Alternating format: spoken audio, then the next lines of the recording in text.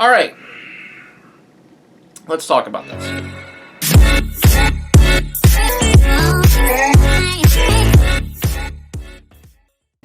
Now, a couple days ago, EA and Epic Games went in front of the UK Parliament to talk about loot boxes and gambling and microtransactions in video games.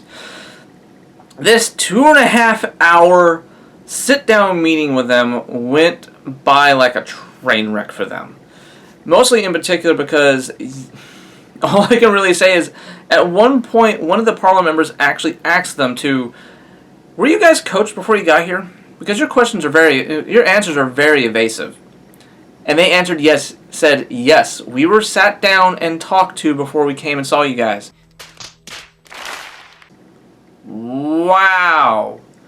You openly admitted to being coached. And you can definitely tell they were definitely coached too, because half the answers they were and looking around, genuinely not knowing the answers. Now, I bring this up mostly because, first off, this 2.5-hour Parliament hearing was, first off, a great watch. But on top of that, I am not one for CNET, not CNET, but like C-SPAN type government hearings and all that. But this was something that really had a particular interest in me. Mostly because of the topic of loot boxes, microtransactions, and the future of them in games. Because anything can really happen. I mean, there could be nothing come from this, and just really just a big hoo-ah of nothing but memes, and the UK is just really like, just don't do this again, EA. Oh, we won't. It could be something like that. Or EA could just, throw down the ban hammer and go, no microtransactions, no micro DLCs, or no loot boxes or surprise mechanics. You can tell during this whole hearing that Parliament was not giving two craps about them for whatsoever. Strictly because every time that EA or Epic would try to correct themselves, like, oh, it's not loot boxes, it's surprise mechanics. You could literally see the dude go, yeah, right. So these loot boxes, oh, I'm sorry, surprise mechanics. They were calling them out on every single line BS answer that they were giving them. And on top of that, they even asked them one question of, do you guys collect data from Facebook? They outright said no. Well, check this out. On your website, it strictly says here that you guys can connect and share your data. You can connect and share your achievements and share your moments with your friends. Is this not collecting data from Facebook? Oh, then yeah, that is collecting data. That is collecting data. Sorry, they were outright lying. Now I'm just giving you guys some of the stuff that was really just highlights for me. Again, this was 2.5 hours. Oh, correction. I'm going to say around 2 hours and 30 minutes. Because there was like a 15-minute gap where they had something go on. But I really recommend you guys go watch this. This was something to watch and behold. To really see how slimy this company really is. And to see just how desperate they are to grasp on top of the loot boxes and keep a hold of them. Now, I really do bring this subject up strictly because of, well, the latest Junkman episode, where I was actually legit having fun with the game. I was legit having a great time, and I wanted to play it more and more and more. But the downside is that if I would have done this with like FIFA or Madden, eventually the core experience of the game would have been shifted from what I was playing to the microtransaction-filled Ultimate Team mode. Now, the reason why I have a problem with this is because I'm already paying $60 on top of this game. Or $65.35 here with my local tax. $65.35. That's a little bit more than a stone's throw away than $100. Oh, my bad, they do offer a $100 version. But at the same time, why am I paying additional money for an additional mode in an already $60 title for this game? Why? Why am I doing this? Is it because of money? Of course! This is one of those topics where everybody already knows the answer, and they're trying to dance around the subject as much as possible. Even though there is an actual gaming addiction clarification now going on, they're trying to dance around it. Oh, it's not our fault that they're doing that, it's their fault for doing that. Really, when you're building in mechanics into your games that are rewarding people for these experiences, like, oh, you pulled a rare, here's fireworks and all these dancing lights and stuff to really show you that you won something. No. Yes, that's casino logic right there. That is literally casino mind thinking. To give something, to show them that not only did they win anything, but they want that endorphins rush again. To let them know, hey, you can win this again. You can get all these flashing lights and a spectacle all over again. You can do this more and more and get that nice, bright, colorful dancing segment again and again and again. When, in the grand scheme of things, you can actually tone that down and make that mode all about playing the game more. So, Ultimate Team Mode is supposed to be the mode where I'm supposed to be coming back to all the time, right? But, at the same time... oh, excuse me. The monster came up. But at the same time, these are yearly titles. So, if I spend, let's say in total around $200 in the microtransactions alone, right? Well, those don't carry over. Those are stuck in FIFA 18 or FIFA 17 or whatever game I played. Those are stuck in that game. There's no way I can get that money back. So, how do we address this issue? EA doesn't care. They legit said in the Parliament hearing that they don't care. There's no way to the reason why they don't want you to transfer is A, they consider a trade secret, which they held that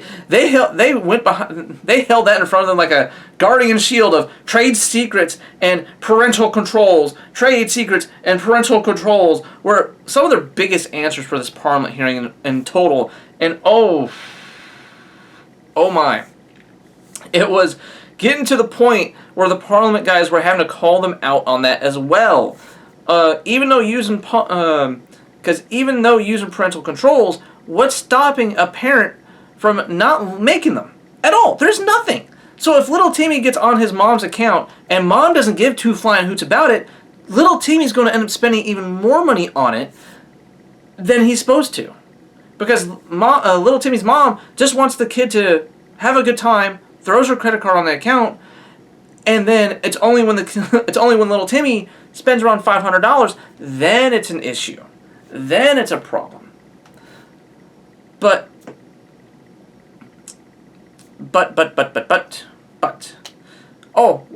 they can just submit a ticket and we'll give them the money back. Yeah, but there's no warning signs of like, hey, we noticed that you spent, $500 on FIFA in 2 days, and this is normally like you. Like, this is not your spending habits. This is not you clearly. No, they don't want to do that. Because they don't want to collect data. Even though they do. Even though they do collect data, they don't want to do it. Because they want you, just like a casino, to lose track of how much money you're spending on their loot boxes. Now, that's my critical opinion about them. It's pretty much the same as anybody else who's talked about it. Now, we're going to talk about personally here. Loot boxes for a type of person like myself is bad. And I mean strictly bad. To kind of put myself out there and really to pull myself back and really show you guys who I really am. I suffer from ADHD. I am attention deficit hyperactivity disorder. And one symptom of this is OCD. Now, OCD can manifest itself in numerous different ways. It could be the fact that, hey, I managed to grab a couple loot boxes for free in Overwatch. Okay, cool. So your favorite character is Junkrat. So you're playing Junkrat. Well, you get this one skin, but you want the legendary skin that costs either 1,000 to 5,000 gold to get, or you can give us $30 and $30 and you might be able to pull it in a loot box. Now, see, something like that can be bad. Super bad for me. Honestly, really, because, you're going to be seeing a video of it here now, but I'm a collector. And completionism is a tick. It really is. Now, I do have to really put it out there and say that OCD can be varied in different levels. It can be very light to extremely severe. And on top of that, we're not even talking about the gambling addictions that can happen around there either. I do have an addictive personality. And that can be bad. That's not just the ADHD part, but an addictive personality when it comes to exposing stuff like that to me, where I am exposed to random loot boxes, random chances to get the shiny spectacle. And the bad part is that already comes into play with me already with... Dang it, I don't have anything near me. I play a lot of card games. And card games already have a game of chance when you buy an expansion pack. I can't say starter sets because starter sets do have the set amount of, card A, card B, card C, and it has this many cards in them.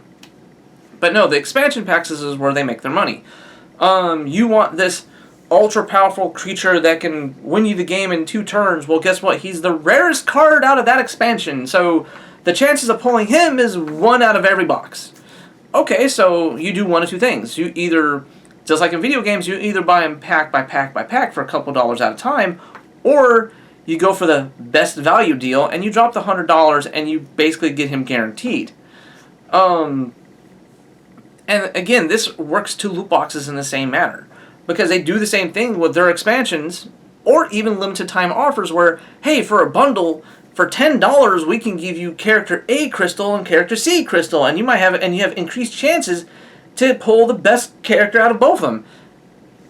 Mind you that those bundles are all over the place and never say guaranteed pull. They always say increased chances to pull. As well, on top of that, the character that you want to pull, for example, one of the games I play, the one character I want to pull was a 4-star.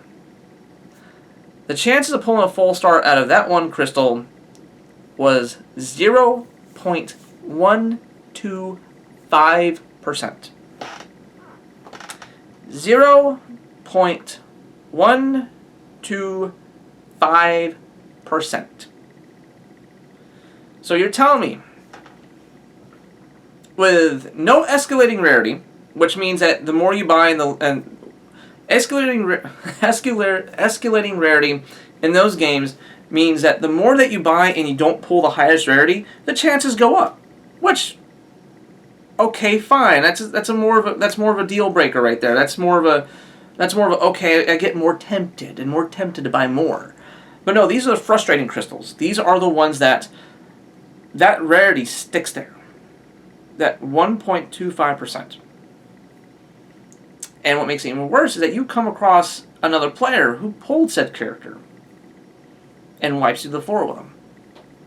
So you need him. You need him to beat the other guy. He's on your rivals list, so you can go face him at any time you want. Well, okay. You bought around 100 crystals. Cool. You pulled them. But now, you realize his signature move's locked. You need to pull another one to unlock that signature move. What the is that? I'm going to say that again for emphasis, because I am going to censor this. What the is that? So you're telling me not only are my percentage to get said character is stupid low, but to use the character at his fullest, to use his signature ability, I need to pull a duplicate. So not only did this character would have cost me, mind you, I know the game. I haven't spent any money on the game like that, but I need to spend just as much money, because grinding for the crystal takes even longer, and by the time you grind for one crystal, the event's over. This is the problem with microtransactions. It was one thing if it was cosmetics. But even the cosmetic side of things have now gotten insanely stupid. Because now the cosmetic events are even more insane. They run them multiple times a year, or even sometimes once a month. And now even some games are going, okay, we'll only do cosmetics only. But we're going to make it a nightmare for you. Because we're not only going to do cosmetics... Okay, so Call of Duty. Perfect example. Right here. We're not just going to do cosmetics for you. For your character. But now we're going to do them for... Oh, wait. Not your custom-made character, not your avatar. We're going to do them for each operator. Let's do that. Let's make each loot box contain one cosmetic item for the operator. Oh wait, we'll actually tweak those odds so that, say like you only use one operator, the chances of getting his cosmetics actually get cranked down to make you buy more. Oh hey, you like using that assault rifle, right? Well, guess what? We'll pump up the increased odds for assault rifles. But for that model, we'll crank down. Way down. So those skins, those stickers, those really fancy designs. Okay, I do admit I did pull a skin off of in Call of Duty Black Ops where it makes the gun look like magma. That was kind of cool. But that's the thing. Why are we getting so particular with these loot boxes? Why are we really getting down to the point where we're having actual mental health consultants coming in? Because at the end of the day, these things are what they are. They are gambling. They are a game of chance. Because at the end of the day, why, again, I ask the question, why am I paying $60 and yet I still have to pump more money into this game? Why? Again, the answer is money. There is no way these guys can really hide behind this. In between the Parliament hearing and how EA released a thing that says, we don't see ourselves as the bad guys, we don't understand the negative consistency. Visceral games. Visceral games. EA killing off Visceral Games killed EA for me. Mind you, on the channel you have seen me play EA games previously. FIFA, Tiger Woods, and I do have a few more. But mind you, that the few that I have bought have been secondhand. EA doesn't see a dime of that stuff. The only new game that I didn't even bought, my friend bought it for me, was Titanfall 2. And they made sure they sunk that ship into the ground quick. They released that game in between Battlefield 1 and Call of Duty. Literally sandwiched in between both those games. So there was no chance for that game to succeeding. Mind you, if you haven't played that game, please go play it. That game really needs the attention, and the story mode is fantastic. It never made me want to care that much about a robot in my life.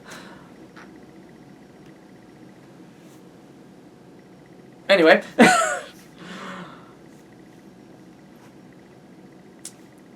EA is cancer to the gaming industry.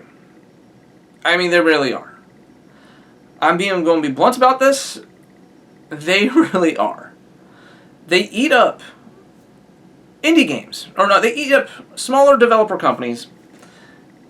Oh, hey, look, you made this really cool horror game. You want to partner this up so you get a bigger marketing push next time so number 2 can be even cooler? Awesome! But can you, like, do at least 1 or 2 things for us in the game? Please? Maybe include some DLC? Cool! Do multiplayer. Oh! Which, by the way, mind you, Dead Space 2's multiplayer is, like, still active. I don't know how it's going on. That game's, like, 8 years old at this point. Okay, cool. How about we make a 3rd one? But, this time, we initiated a new policy where microtransactions are mandatory. Oh yeah, that happened. That really did happen in a press release. They said microtransactions were going to be permanent in all EA games going forward.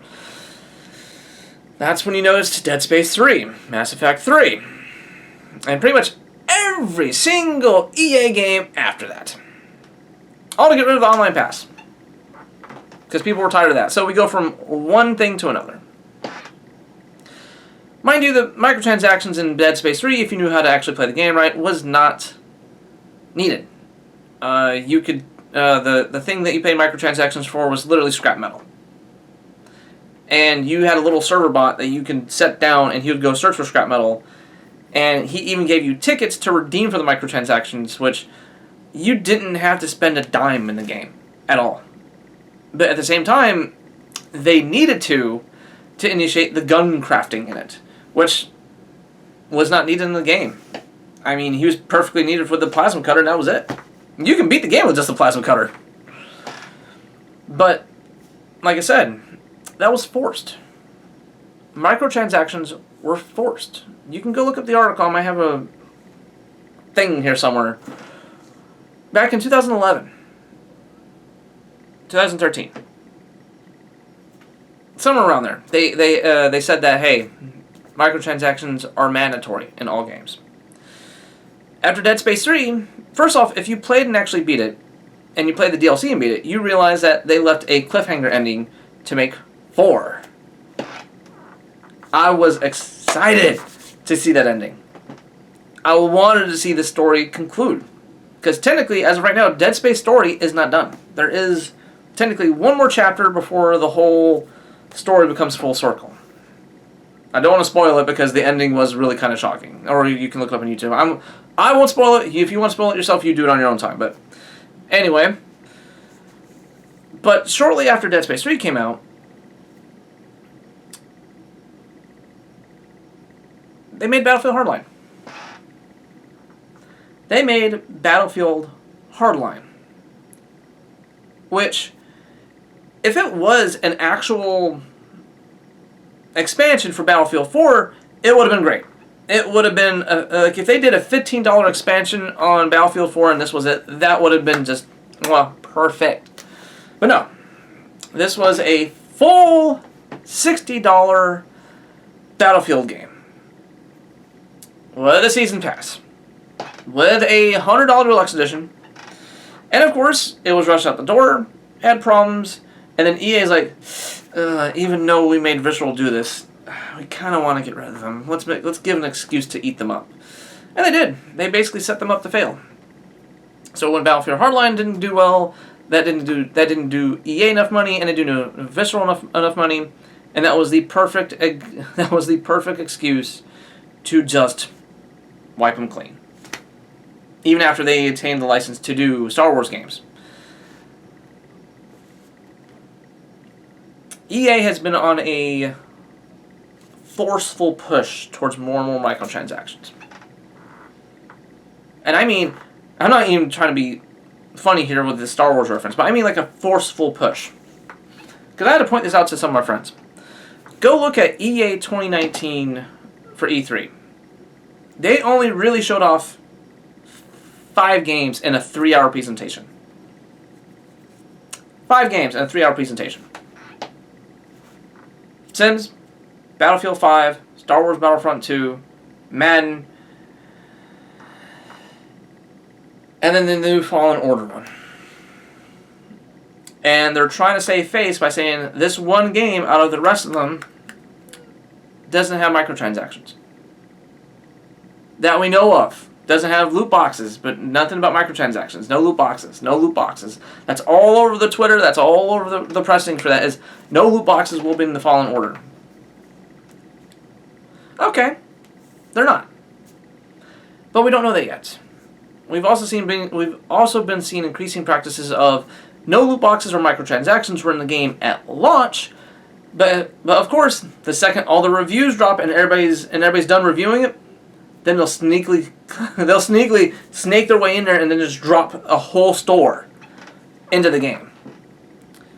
Black Ops 4, Garden Warfare, Plants and Zombies, Garden Warfare 2, Battlefield 5, a plethora of games have seen a store literally dropped in the middle of it after a review season gets done with it. What's to say they're not going to keep doing this? To say, oh, it's not going to have any loot boxes or microtransactions, wait for the reviews and the holiday sales get done, just for them to turn around and pop it on us. Really, what's to stop them from doing that? Now, I'm going to circle back around here and wrap this up, but again, me personally, as someone who's a completionist, who sees these loot boxes and actually admittedly paid the micro DLCs to make sure I owned every single game, not every single game, owned every single armor, every single costume, and every single little bit of DLC in all the Dead Space games. I loved those games, and I wanted to own everything for those games. I want them to be complete. But at the same time, I'm showing EA I'm willing to pay for these $2, $3 guns, to pay for the $2, $3 costumes. Loot boxes is that, but randomized. Try imagine those 2, 3 gun sets in a loot box saying, okay, well, if you pull duplicates, you can sell them off for whatever change or whatever gold or whatever currency we're using. Let's say we're using galactic credits. Let's say that. Okay, well, you pull a dupe, you get 10 galactic credits. Well, bad part is it costs you around 200 galactic credits to turn in for a free loot box. You better be cranking that money, son. Oh, you want that ultra powerful SMG gun that was a free pre-order? If you didn't get that, you have to buy through a loot box? Well, keep cranking those loot boxes. It could be dangerous. I'm a light version of this. What happens if we get to the extreme? What happens if we talk about the people who not only feel that compulsion to keep on buying, but are driven by it? People don't understand that when it comes to addiction, in any not everybody, but there are parties out there that either don't understand or refuse to understand what actual true hardcore addiction actually is. There are many examples and many stories out there, but addiction is your brain's way of saying, because most people say, oh, you just need to calm down, it's all you. No. From someone who has an addictive personality, let me speak the truth right here. When it comes to certain addictions, your brain is wired. In most cases, and now there is severities of this, that whatever you're addicted to has priority. Again, there's severities of this. I'm not a severe case. Oh dear Lord, I am not. But people who have severe addiction problems has to have their life controlled from an outside source because they are that bad. Their brains are that hardwired that addiction requires that much priority. And I want you guys to completely understand that's another reason why these loot boxes are so bad in general, because it preys on those types. They see those types that's all they want to do is just spend hundreds of thousands of dollars on those loot boxes. They don't give a crap on what they're spending on. They just want that extra money because they know they are going to spend it. And yet, they don't want to help. I don't see them posting a hotline for gambling problems. I don't see them supporting addiction issues. They completely hand-waved off it. They disagreed with the evidence that there's addiction problems. Oh, gaming addiction, we disagree with the evidence. But the bad part is that you can disagree with the evidence all day long, but the downside is it's there. It is hardcore evidence in your face. It's like saying, I see the car, but I refuse to acknowledge the paint job. Doesn't change the fact the car's still there. The evidence is there. The problem is there. And with EA doing all these problems, all because of the... I understand. They are a company who wants money. That's their thing, is money. But at the same time, at one point they produce good games. There's two ways to make money in a corporation. Make a good quality product and people keep coming back. Or make crap quality products, but make sure you're the only product so they have to keep coming to you and keep buying more and more and more. And that's the whole reason why they got an exclusive licensing deal with the NFL. Because you have to go through them to buy an official NFL Madden game. Okay, I can't say Madden. You have to go through them to buy the official National Football League game. Because they just want the money. Yeah. I'm sorry this went on for a while. I am going to try to edit this down a little bit because also my camera's almost running out of battery. I know I did rant and ramble. I will post some examples in here.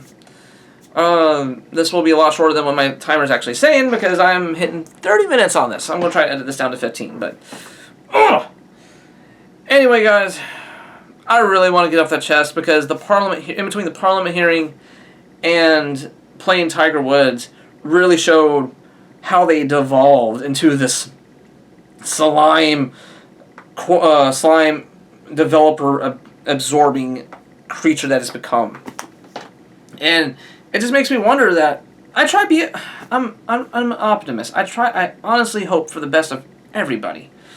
It makes me wonder, is like, you did good in the past towards your customers. There was an obvious mental shift from your customers to your investors. Those are your real customers now, EA. Not us. Not us. Or else you wouldn't be making one good game or showing off one good game out of 5 at E3. And then you're trying to boast about that one the whole entire time. No loot boxes, a single player. There won't be any multiplayer. We promise. We promise. Visceral. You broke my heart with Visceral Games, EA. And ever since then, I've yet to buy a brand new game through you guys. Then Overstrike. Holy crap! What do you guys do with that game? Do you guys need to dig that? You guys need to dig up that original concept and bring that back. I swear to God, that game was so fun and so good looking. Just bring back Overstrike already. That was so good. Except we got Fuse. Anyway, guys, thank you guys for sitting down and just let me just kind of rant and ramble for a good few minutes because this was something I really need to get off my chest. Oh, let's just hope the next couple of games I play are just going to distract me. Until then, guys, I'm gone. I'm Ghost. I'm out of here in my past tense. I appreciate you guys just hanging out and listening to me ramble.